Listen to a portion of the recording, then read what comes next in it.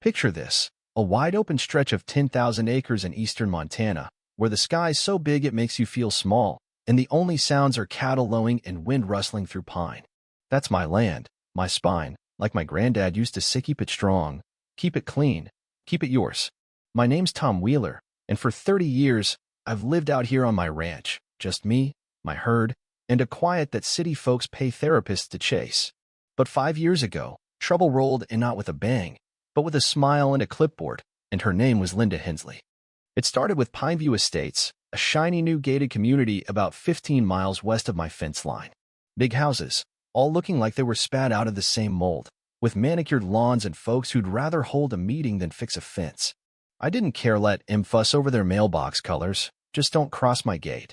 But Linda, oh, she had other plans. She swept into Pineview like she owned the whole county, and in 6 months flat, she was running their HOA Homeowners Association for those lucky enough to never deal with one. She called it community enhancement, but what it meant was her marching around with her little posse, knocking on doors, asking folks to join their fancy club. And if you said no, well, she'd smile that tight, polished smile and mention code violations or property taxes. First came the letters, crisp white envelopes showing up in my mailbox like jury duty notices. Dear landowner, the first one read, Pineview Estates invites you to join our unified vision for regional harmony. Unified vision? I crumpled it up and tossed it in the burn pile. A week later, another one came, this time whining about noise complaints from my tractors. Noise complaints? My nearest neighbor's a hawk 9 miles away. I ignored it, but then the visit started. Some guy in a polo shirt, holding a Pineview clipboard, showed up at my gate, squinting at my barbed wire like it was a personal insult. Your fence doesn't meet our aesthetic guidelines, he said. I leaned in, real slow, and told him, buddy, you're on my dirt. Turn around before my dog decides your lunch. He scurried off, but I knew this wasn't over. Then Linda herself appeared, blonde hair sprayed stiff, wearing a pastel cardigan like she was selling Tupperware. She stood at the end of my driveway, hands on hips, like she was posing for a real estate ad. Mr. Wheeler, she chirped, we're all neighbors here, and your equipment's causing visual clutter from our scenic ridge. It's about safety. I just stared, letting the silence stretch, then said, you're standing on my land, telling me how to manage my sky. That's cute, Linda. Her smile twitched, and she drove off, tires kicking gravel, but I could feel her scheming from a mile away.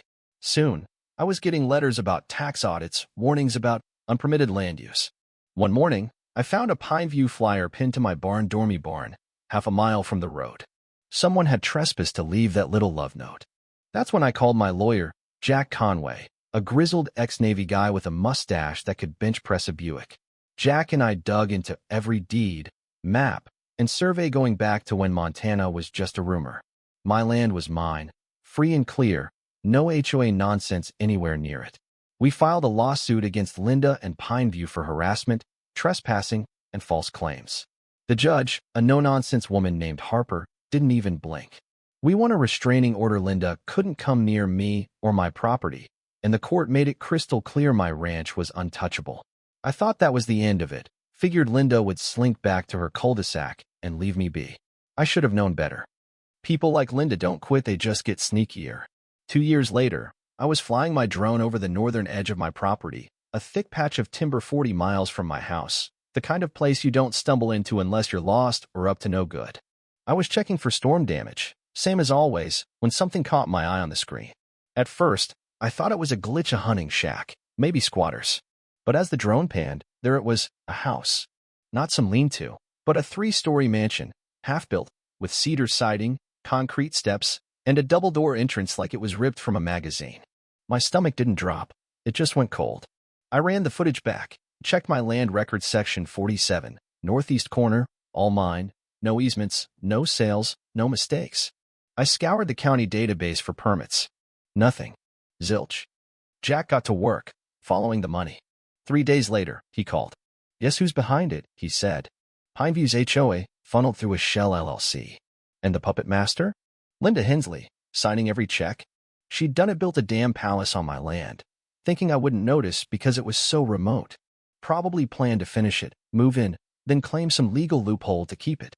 I could have called the sheriff right then, shut it down, but I didn't. I wanted her to dig her own grave, nice and deep. So I waited, flew the drone every few weeks, watched that house grow like a tumor bay windows, gravel driveway, even some fool installing antler chandeliers. Linda's black SUV showed up now, and then, her checking on her little empire. She didn't know I was watching, logging every truck, every worker, every delivery. By spring, it was Donnie, a luxury retreat straight out of Architectural Digest, complete with a cedar hot tub and polished lanterns. That's when I moved. Jack and I filed papers with the county. Notice of encroachment, ownership affidavit, every document proving that the land and everything on it were mine. We hired a locksmith, a security team, and rolled up to the house at dawn, fog still hugging the pines. No one was there, just candles on the mantel, wine glasses on the counter, like someone was ready to play house. We changed every lock, installed cameras, bolted the gate, and slapped up signs. Private property, owner access only. I called my son, Nate, and said, "You know that ugly lodge in the woods you laughed at? It's yours now. Bring your buddies, fire up the grill." That night, Nate and his crew turned that place into a party. Pad steaks on the patio, beers in the cooler, Johnny Cash blaring from a jukebox we hauled in. I stood by the trees, watching the fire pit glow, feeling not anger, but calm. This wasn't revenge. It was justice, slow and legal, the kind that sticks. 3 days later, Nate called. "She's here," he said. "Linda's at the gate, losing her mind." I grabbed my papers, deeds, restraining order, drone footage, and drove out, that old stillness settling in my chest. When I got there, Linda was gripping the gate like a caged tiger, her SUV parked crooked, door open. She was in a quilted jacket, screaming into her phone. Nate leaned on the porch, sipping a beer, grinning like a kid at a circus. "Who the hell are you?" she yelled at him. "I'm the tenant," Nate shot back. "You lost, lady?" Her face went purple. "That's my house. You're trespassing." She called the sheriff, and I waited, out of sight, letting her stew. When Sheriff Daniels pulled up an old friend who dealt with Linda's nonsense before, she ran to him, crying, "Arrest them. They stole my house." I stepped out, papers in hand, and her eyes locked on me. "You," she hissed. "Me," I said, handing Daniels the file. He flipped through it, nodding. "Lands Tom's, no permits filed, restraining orders active." Then he turned to Linda. "Ma'am, you built on his property. That's trespassing, and you're violating a court order." She lost it, screaming, banging the gate, then climbing over it in her heels, twisting an ankle but charging me anyway. "You stole everything," she yelled, shoving me hard. Daniels tried to step in, and she swung, clipping his shoulder. That was it. He had her face down in the gravel, cuffed, while she screamed about suing the mayor. Nate laughed. "Great sheets, though, lady. Slept like a king." The trial was a slaughter. Linda's lawyers tried every excuse: bad surveys, LLC mix-ups, emotional distress, but the judge wasn't buying it. Video of her meltdown, my airtight documents, and her assault on Daniels sealed it. She got 2 years in county, no parole for a year. In the civil case, Montana law is clear: build on someone else's land without permission, and it's theirs. That house, hot tub, and chandeliers all were mine. No compensation for Linda. Pineview's HOA imploded. Board members ousted after audits showed they'd funneled funds to her scheme. Now, that house is ours. Nate calls it the Justice Shack. We kept the fancy fixtures, added a gun rack, a jukebox, and a brass plaque by the door, built on lies, owned by truth.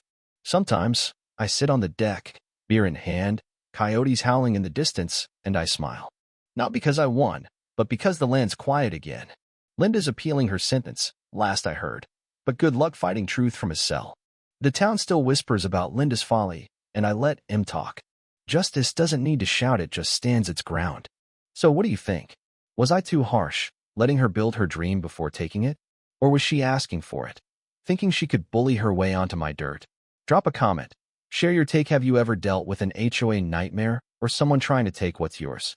Hit that like button if you're Team Tom, and subscribe for more stories where the little guy fights back. Let's keep this conversation going.